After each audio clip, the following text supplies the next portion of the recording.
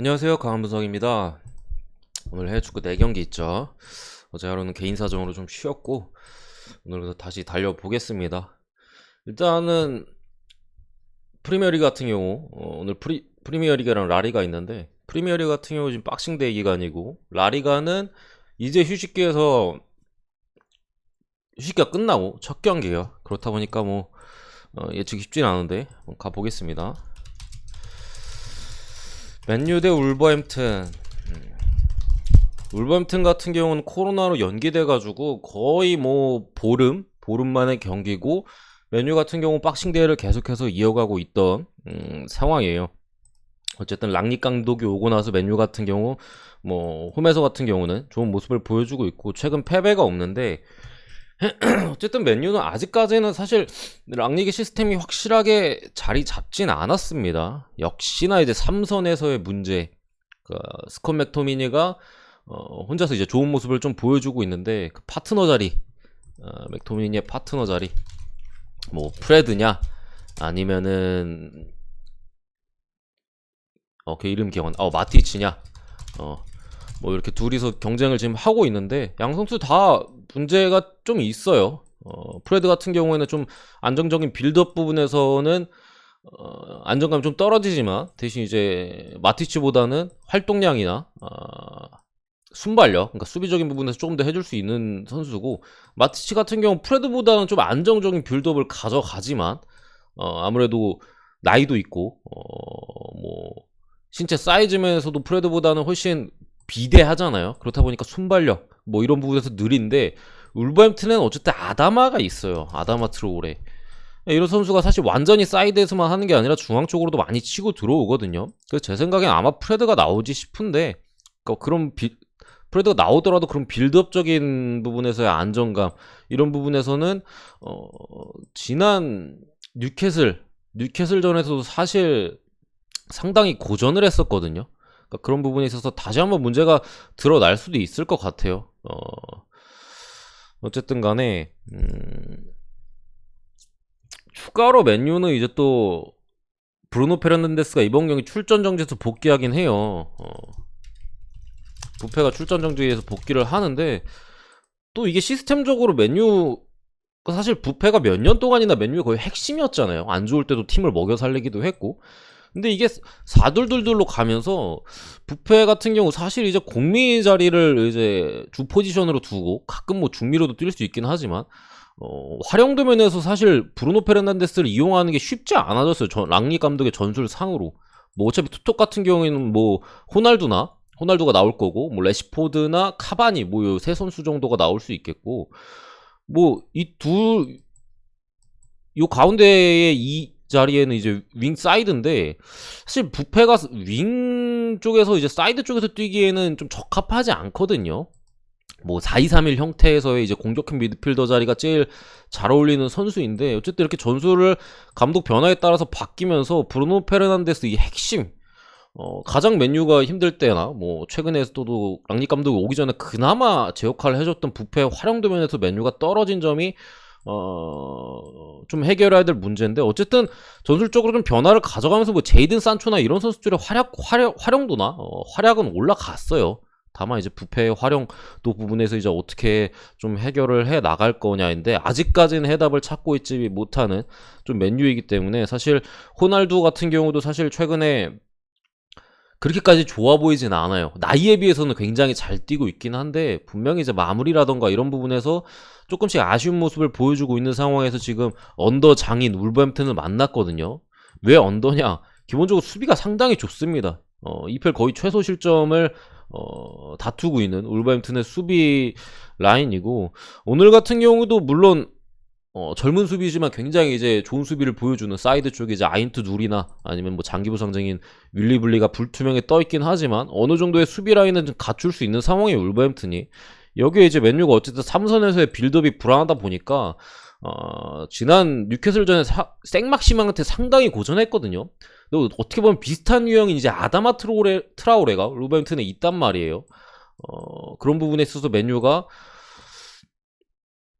점유율을 높게 가져간다 해도 지난 뉴캐슬 전처럼 한 방 한 방 역습 때마다 위기를 좀 맞을 가능성이 좀 제가 볼 땐 있어 보여요. 이 문제를 어떻게든 좀 빨리 전술상에서 좀 안전하게 빌드업을 좀 가져갈 만한 해법을 찾아야 되는데, 물론 지난 벌리전에서는 마티치를 쓰면서 그 부분에 있어서 좀 안정감을 가져갔지만, 초반에 말씀드린 대로 오늘 마티치가 나면 이거 아다마의 순발력이나 속도를 감당 못할 거거든요. 그럼 결국에 맥토미니의 수비 부담이 늘어나게 되고 뽀백 자체가 많이 흔들릴 수가 있어요. 그런 상황에서 분명 불안 요소가 있어 보이고, 어쨌든 기록적인 부분에서 두 팀의 오랜 상대 전적에서 울버햄튼이 맨유 원정에서 승리가 없어요. 거의 뭐 몇십 년 동안 승리가 없는 상황이고, 잘해야 무승부를 기록했던 상황. 맨유도 사실 불안 요소가 있고, 어쨌든 박싱데이를 계속해서 치르고 있는 상황에서 체력적인 문제가 발생할 수도 있고, 특히나 앞선에서 호날두가 뭐 사실 나이에 비해서는 제 역할을 해주고 있지만, 분명히 조금은 뭔가 떨어진 모습이고 부패 활용도면에서 좀 아쉽기도 하고, 뭐 이런 부분을 봤을 때 맨유가 대승할 만한 경기는 좀 아니지 않나. 어쨌든 울버햄튼 같은 경우 보름 이상 휴식기를 가졌기 때문에 경기력 면에서 어떨지는 모르겠으나, 기존의 울버햄튼을 좀 생각을 한다면은 제 생각에는 무승부 가능성도 충분히 있어 보이고, 맨유가 이기더라도 좀 한 점 차로 가지 않을까 싶어요. 저는 이 경기는 고배당 쪽으로 접근하는 게 나아 보이고, 언오바 같은 경우도 사실 EPL 최근 트렌드가 계속 오바가 나와요. 그러니까 경기 흐름상 오바가 안 나올 경기들에서도 그냥 좀 골들이 약간 어이없게 들어간다고 해야 되나? 약간 그런 식으로 좀 많이 들어가면서 오바가 최근에 트렌드인데, 어쨌든 울버 같은 경우는 언더 팀이거든요. 이런 상황에서 뭐 제 생각에는 두 골 정도는 나올 것 같아요. 사실 언더로 찍기에는 조금 쫄리는 경기고, 뭐 무승부가 난다면 1대1 가능성이 높아 보이고, 햄무가 난다면 아무래도 2대1 정도가 좀 보이는 경기이기 때문에 언오바는 좀 어렵다. 좀 고배당 쪽으로 이렇게 접근하는 게 낫지 않을까 싶은 경기입니다. 데이터상으로도 울버가 몇십 년 동안 맨유 원정에서 승리가 없고, 특히나 지금 맨유가 문제점들은 가지고 있다고 해도 조금씩 이제 해결책들을 찾아가는 중이고, 패배할 걸로 보이지는 않아요. 다만 이제 대승할 만한 사이즈는 아니다. 지난 벌리전에서도 3대1로 대승을 하긴 했지만, 사실 수비적인 부분에서 상당히 불안점을 많이 노출했거든요. 벌리가 뭐 많이 날려먹어서 그렇지, 뉴캐슬전에서도 사실 뉴캐슬이 좀 많이 날려먹었던 것도 있고, 그럼 수비적인 부분을 감안할 때 굳이 본다면 저는 오바 쪽이 조금 더 나아 보이는 것 같긴 한데, 어쨌든 요렇게 찍어서 고배당을 노리는 게 조금 더 낫지 않을까 싶습니다. 두 번째 경기 비아레알 대 레반테. 라리가가 휴식기 이후에 조금은 어려워요. 어쨌든 간에 어제 있었던 레알도 솔직히 헤타페한테 무득점을 할 줄 몰랐는데 한 골도 못 넣었어요. 물론 모드리치가 아깝게 골대를 맞추고 뭐 이런 경기가 있긴 했지만, 비니시우스가 빠졌다고 해도 뭐 레알이 헤타페 상대로 이제 한 골도 못 넣고 이제 패배, 무도 아니고 졌어요. 그런 상황이고, 소시에다드도 누구야, 오야르자벨 빠진 상황에서 무승부를 거뒀고, 조금 라리가 같은 경우에는 분명히 이제 첫 경기이기 때문에 좀 조심스럽게 접근할 만한 필요가 있는 상황인데, 어쨌든 지금 레반테 같은 경우는 사실 감독 교체라고 해야 되나? 뭐 임시 감독이 사실 자리를 아직까지 못 잡고 있어요. 특히나 이제 어떻게든 사실 승리가 절실해요, 레반테는. 그러다 보니까 원래 어느 정도 이제 승리를 따낸 팀 같은 경우 1점 1점이 소중하기 때문에 수비적인 경기 운영을 하는 경우도 많거든요. 레반테는 달립니다. 그렇기 때문에 지금 거의 뭐 경기당 두 경기 연속 4골 실점에 뭐 거의 최근 경기로만 보더라도 기본 2골 이상씩은 무조건 실점을 하고 있어요. 특히나 원정 경기에서. 홈에서는 뭐 공격력이 안 좋은 팀들 상대로 0대0 무승부나 이런 걸 캐긴 했지만, 어쨌든 승리를 따기 위해서 하다 보니까 수비적으로 좀 많이 무너진 상황이고, 비아레알 같은 경우는 휴식기 전에 초반에는 물론 초중반 같은 경우 상당히 이제 불안전한 경기력을 바탕으로 아쉬운 성적을 거뒀지만, 휴식기 직전 뭐 슈시키 사이즈에서는 폼이 상당히 올라왔었거든요. 아탈란타 원정에서 잡으면서 챔스를 올라간과 동시에 이제 팀 자체적으로 분위기를 탔었는데 그 분위기를 이어갈까가 사실 관건이에요. 부상자 같은 경우도 어쨌든 뭐 로테이션 자원이 루벤 페나 정도가 빠질 걸로 보이고 코클랭이나 공격 쪽에 이제 단주마가 불투명 사이즈이긴 한데 어쨌든 간에 이제 헤라도 모레노가 좀 좋은 모습을 보여주고 있고 사실 스쿼드 뎁스 자체는 비아레알이 괜찮아요. 제가 봤던 비아레알 중에서도 좀 강한 좀 비아레알이지 싶은데 물론 그에 비해서 순위는 참 처참하지만요.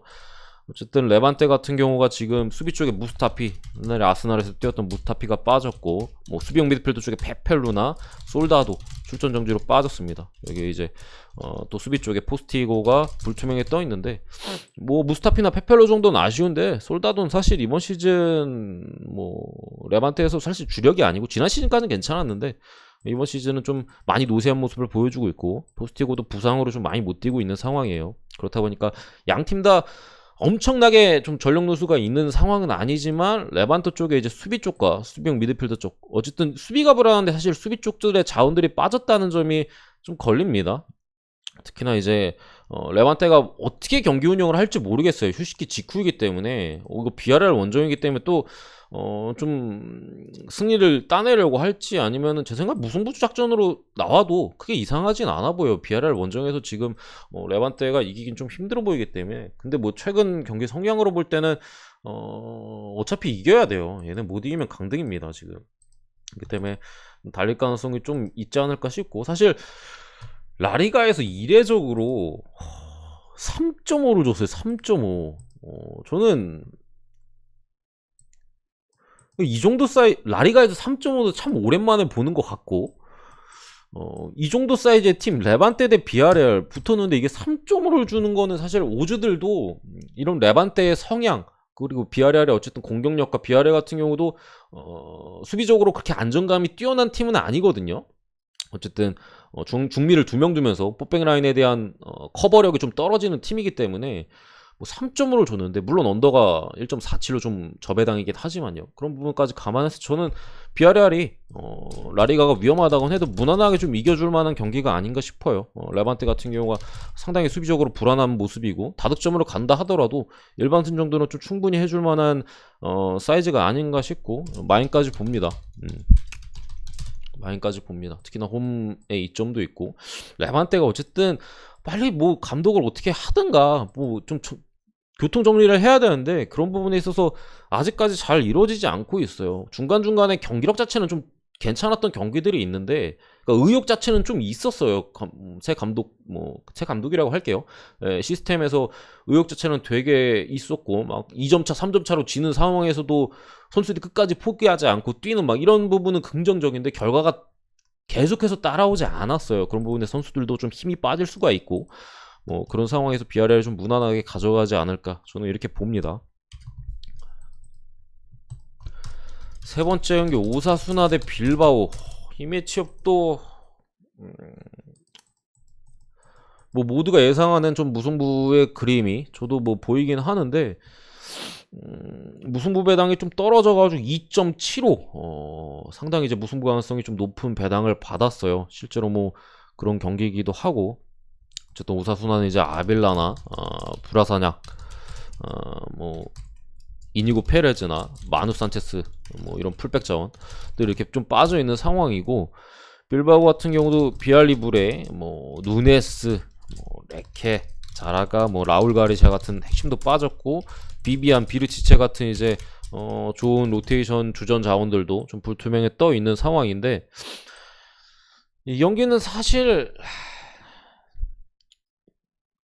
접근을 한다면은 당연히 이제 무승부의 가능성을 염두에 두고 접근할 수밖에 없어요. 배당에서 일단은 말해주는 경기고 물론 휴식기 이후의 경기이기 때문에 또 어떤 경기 양상이 진행될지는 모르겠지만 오사수나 같은 경우 시즌 초반 컬러 자체는 비슷해요. 시즌 초반이랑 근데 결과는 많이 다르잖아요. 시즌 초반에는 사실 운적인 부분에서 좀 상당히 많이 따라줬고 원래 이렇게 끈적한 팀들의 성향의 경우 결국 끝발 싸움이에요. 끝발 진짜로 끝발에 잘 받으면은 승리를 따내거나 무승부를 하면 승점을 따는 거고, 끝발이 안 받으면 한 점 차로 지거나 뭐 이런 식의 패배를 하는 상황인데, 리그 초반에는 끝발에 상당히 잘 받았고, 지금 상황에서 이제 어느 정도 비비긴 하지만 끝발이 안 받으면서 최근 경기에서 거의 승이 없으면서 지금 14위까지 떨어졌어요. 빌바오 같은 경우에도 경기력 자체에서는 상당히 잘 비비는 모습을 보여주지만 역시나 마무리가 안 돼요. 양팀 공통적으로 끈적하게 이제 비비는 축구를 하지만 뭐 마무리가 안 되면서 승리를 많이 따내고 있지 못하는 상황에서 무승부 가능성이 당연히 이제 높은 경기라고 볼 수 있겠고요. 역시도 이 경기도 사실 무승부가 기본적으로 깔고 들어가는 경기에서 뭐 주력이나 이런 사이즈로 가져가기엔 좀 힘들다고 저는 생각을 해요. 결국에 이제 고배당을 좀 노리거나 해야 될 만한 경기에서 뭐 한쪽을 더 선택을 한다면은 제 생각에는 그래도 빌바오 쪽을 보는 게 낫지 않을까 싶어요.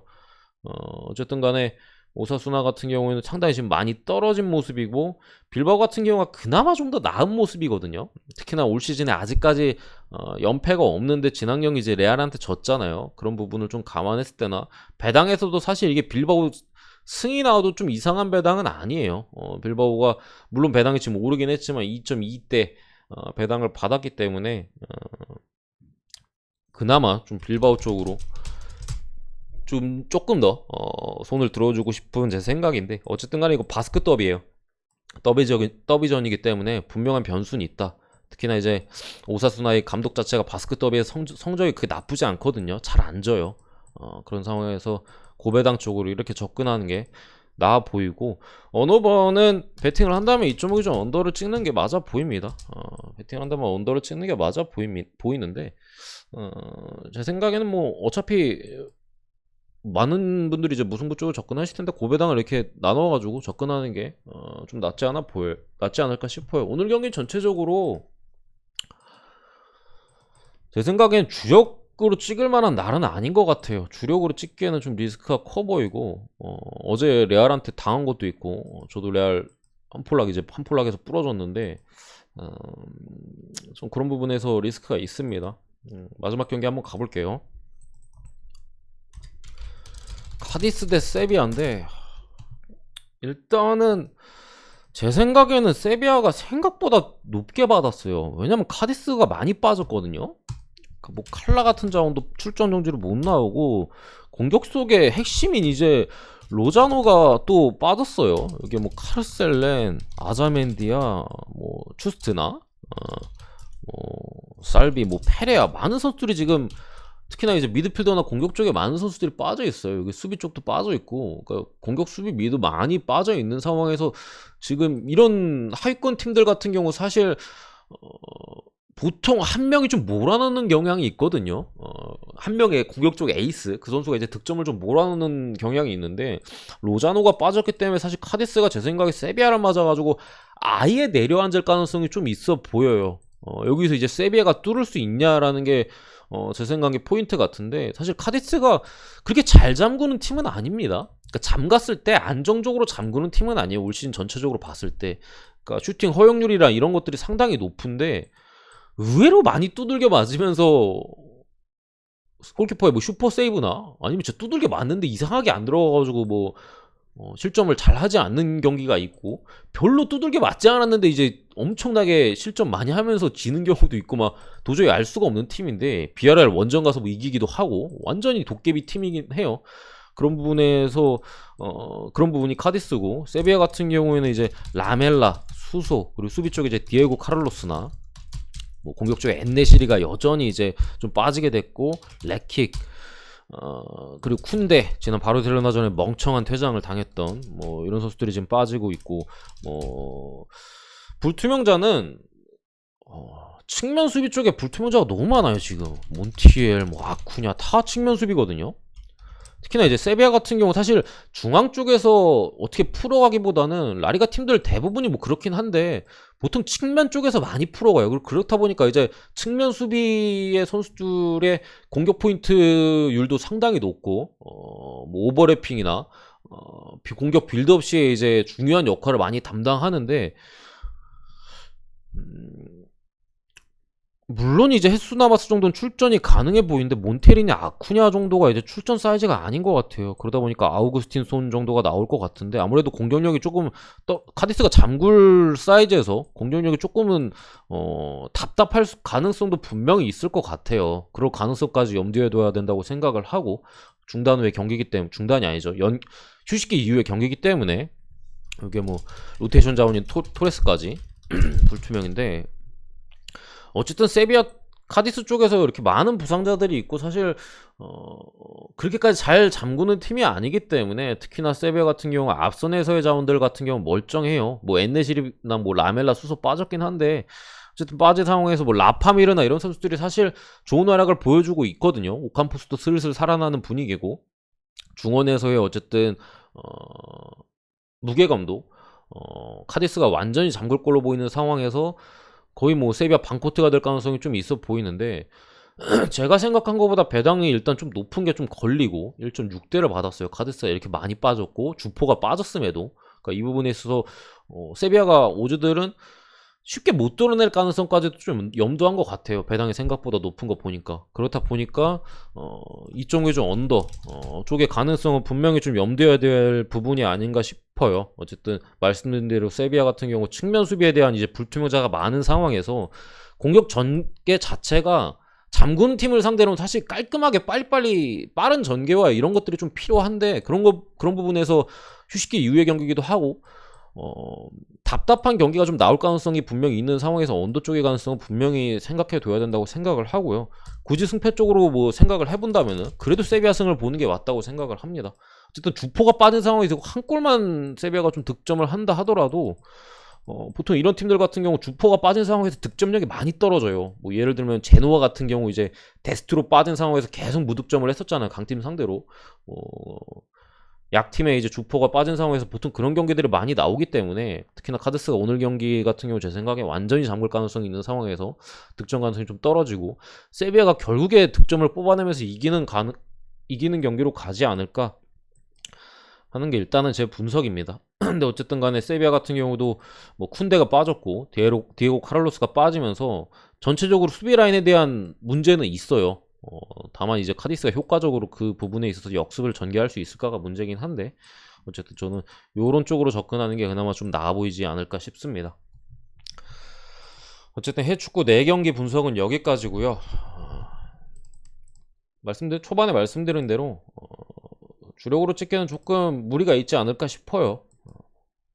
라리가 팀들도 이제 휴식기 후에 첫 경기를 가지는 거고 EPL도 울버햄튼 보름만의 경기 맨유 같은 경우 박싱 대회를 계속하고 있는 상황에서 분명한 문제점들을 계속해서 좀 노출하고 있는 부분이 있고 뭐 벌리를 시원하게 잡긴 했지만 그 경기에서도 사실 경기력 자체는 사실 좀 그렇게 인상적이었다고 생각하지 않습니다. 스코어 대비 마이날 만한 경기였나라는 생각이 좀 들 정도로 벌리가 좀 공격이 사실 원래 그렇게 좋지 않은 팀이다 보니까 마무리도 잘 안 됐고 그런 부분에서 좀 리스크가 있다고 생각을 해서 고배당 쪽으로 소액으로 접근하는 게 좀 안정적이지 않을까 라고 보고 오늘 분석은 여기서 마치도록 하겠습니다. 구독과 좋아요 한 번씩 부탁드리고 감사합니다.